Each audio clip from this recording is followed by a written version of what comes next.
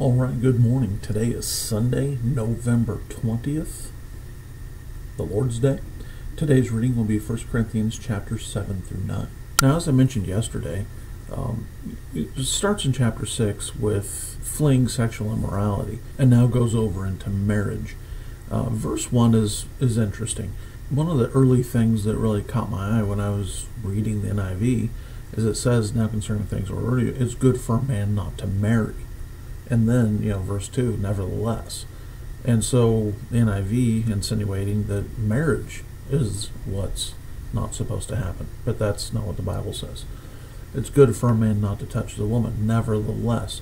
And so, it says there to avoid fornication. That's one of the reasons we get married. I mean, yeah, that shouldn't be the main reason. Yeah, that shouldn't be why we're together. But, that's one of the reasons. Intimacy is important in a marriage. Intimacy is one of the 4 main reasons for divorce. Remember, being finances, child-rearing, in-laws, and intimacy. And so you see here, Paul is talking about it, and he's giving marriage advice here. We have an obligation to each other, plain as day. Now, if we're entering into it as an obligation, there's a problem. Now, I'm obviously not speaking to, if there's chemical problems or something that's really a problem.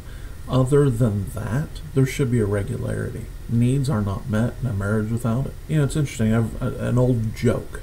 What kind of food kills a woman's sex drive? A wedding cake. Now, here's the whole thing.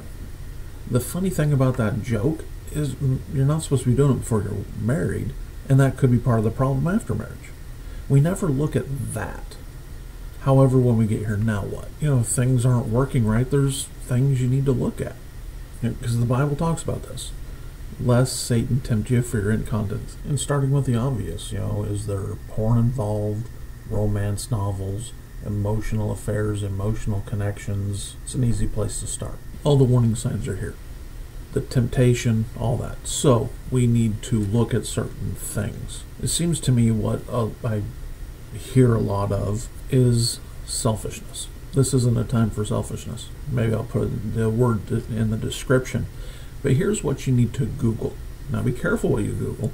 Google oxytocin. And then to follow that up, make sure we're taking care of business. We're adults here, right? But also, when you look this up, guys, look at the timing. And you hear a lot of complaints out and about, and they're jokes, but remember, humor is trauma tempered by time about people just rolling over and fall asleep. Don't do that. Google oxytocin, figure it out. Don't be selfish, and don't talk about the in-laws. But you see here, chapter 7, these are commandments. But if you come to the place where you go, this is just being done by commandment, you might have some problems. Paul gives advice to unmarried and widows, pretty straightforward.